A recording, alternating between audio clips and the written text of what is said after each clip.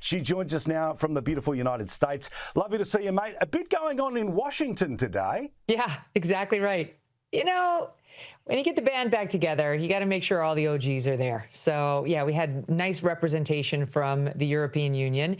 And that led our press corps to say they're there to babysit Donald Trump to stop him from doing anything like bullying Zelensky into some sort of a deal. But Zelensky can hold his own. We've seen that. He didn't need them. And Marco Rubio, our Secretary of State, was all over the airwaves yesterday saying, would you please calm down? They're here because we invited them, which is, of course, the only way you do get into the Oval Office. Trump and the European leaders were very magnanimous together. They got along. It was like a family photo. And at one point, I believe he may have even called President Putin. I think he wants to make a deal. I think he wants to make a deal for me. You understand? As crazy as it sounds. But look, that's all we're looking for is some progress. It's going to take a lot of this, a lot of these meetings, a lot of these back and forths. There will be disappointments. Nothing was happening, nothing to bring this war to an end prior to President Trump taking office. So thankfully now at least the wheel is turning. Probably not as quickly as anybody wants, but it's turning, Paul, which is progress. Yeah, in a day when a lot of stuff was said, I think we've got to take a second to pause about something that might cause Trump some trouble here. Conversations about America being involved in some sort of standby, peacekeeping security force. I don't know if many Americans want boots on the ground in Ukraine. What do you say?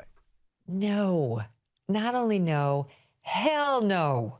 No, there is very little support here back in the United States for this war and for the United States participation in this war, even by sending weapons or money, never mind Americans. It's not going to happen.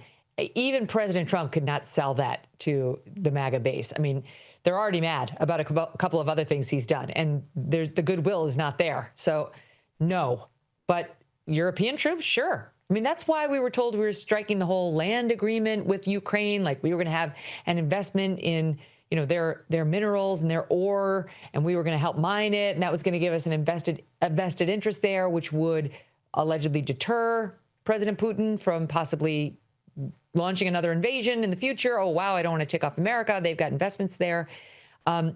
There is no way this country's going to get behind American boots on the ground. No.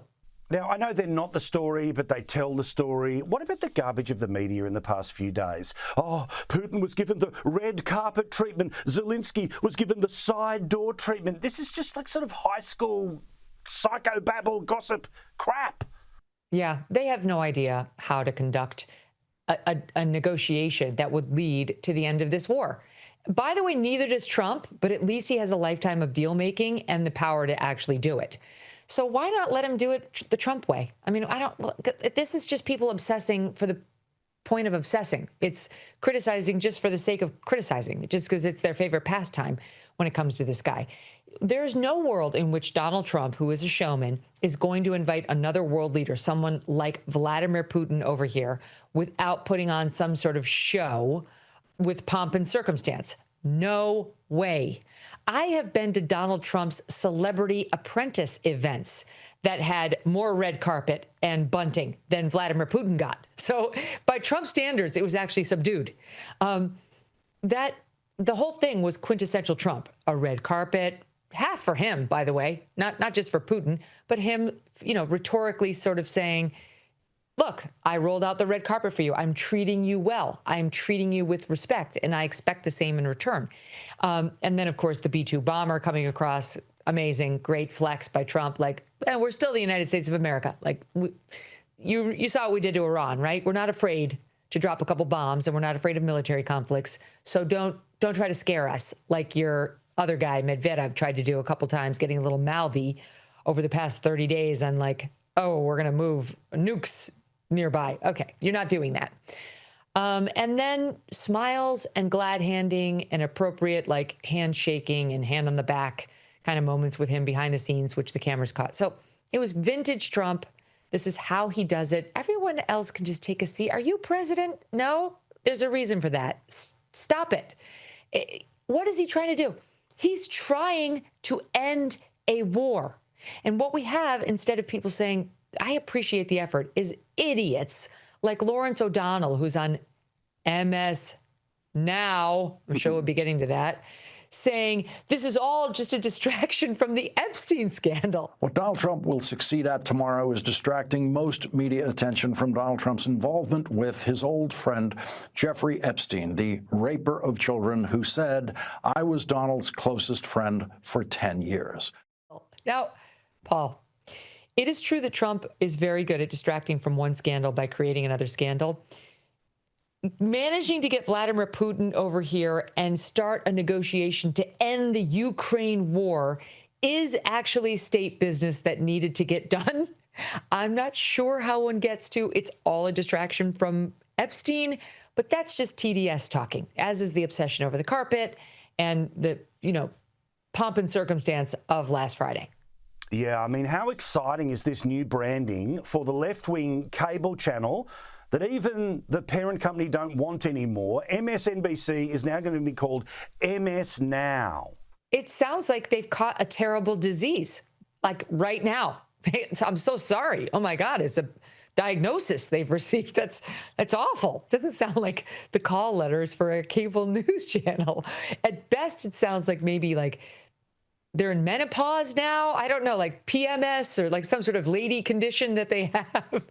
And it's happening right now. You need to tune in to see what Rachel Maddow's going through. I don't know how they settled on those terrible initials. Or like, is it some feminist mantra like Ms. MS, period. Now it's all about the ladies. This is our moment. However you slice it, it's a disaster. And they still haven't solved the basic problem that they have more letters in their call name than they do viewers. And the rebrand is not going to help. You unearthed this today on your show, and I want to share it here in Australia. The former FBI boss, James Comey, he now has his own little shingle somewhere on the internet. I think it's over on Substack. And he's going on and on about Taylor Swift. Oh, my God. It was so cringy, as the kids say. He sounded like a stalker. He's like, I've known Taylor for 15 years. Taylor Swift and I go way back. I went to my first concert of hers 15 years ago. I've been to a second, and I have helped financially support the attendance of a lot of family members at others. I'm in a family's Swiftie group chat. I know all her music, and I listen to it in my headphones when I cut the grass. You went to a concert. You don't know Taylor, Jim. You don't know her. She doesn't know you. You went to a concert with your daughter, apparently 15 years ago. It doesn't make you friends with Taylor Swift. And what grown man, like in his 60s, talks like that about Taylor Swift?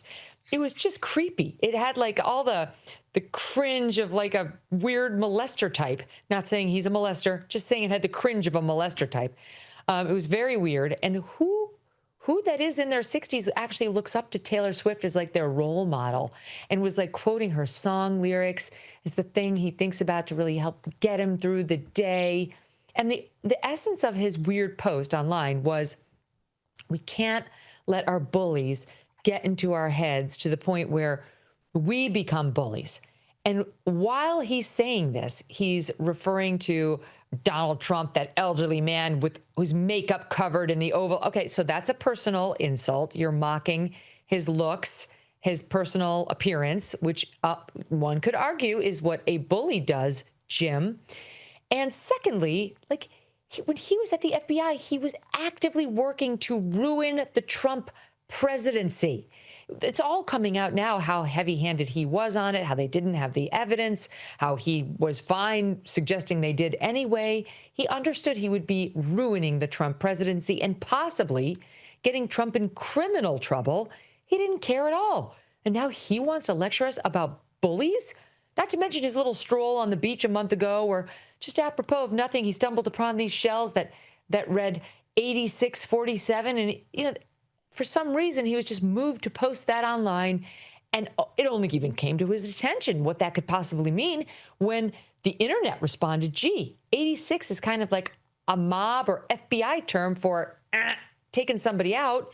And 47 happens to be the number of his presidency. This guy is, of course, just like your typical leftist, projecting onto the other side what he is himself. And what about the creepy detail that he's part of a family group chat about Taylor Swift? I'll give you the tip. If anyone is involved in a family group chat about Taylor Swift, get a new family. You're supposed to be the leader of that family as the father. You failed. Like, who would have such a thing? Like, I don't like. We're getting so many windows into who this man is, and it's all negative. Here over in the States, we used to have such a vaunted image of him. He was like Joe Friday. He really seemed like the guy who was going to like toe the line and make sure that the T's were crossed and the I's were dotted before anybody was ever sent to jail. And what we've seen ever after is that he might be the most vain person to ever serve in law enforcement, certainly, and at the FBI. He's constantly focused on his image, his angles, the Klieg lights. He's wearing a suit in his first attempt at social media that's all about Taylor Swift. Like, no one in his little family group chat told him you might want to like put on a polo shirt or like, God forbid, like a t-shirt, something to make you look less aged and irrelevant. His day has come and gone. And I think the best thing that could happen to Jim Comey right now is for him not to get indicted. That's what he should be praying for. Many people feel it was an attempt to soften the public image in advance of a possible indictment. That's what he needs to pray for in the family chats, not Taylor Swift's next big album drop. Oh, and I'm sure the blue-haired ladies are very much looking forward to the new MS Now or Ms Now. But if your blood flows, if you bleed red, if you like to smile, then you can keep watching Megyn Kelly. Her show is up on YouTube, SiriusXM, but you can see her here each and every week on Paul Murray Live. See you, mate. Thanks for having me, Paul. The pleasure's always mine.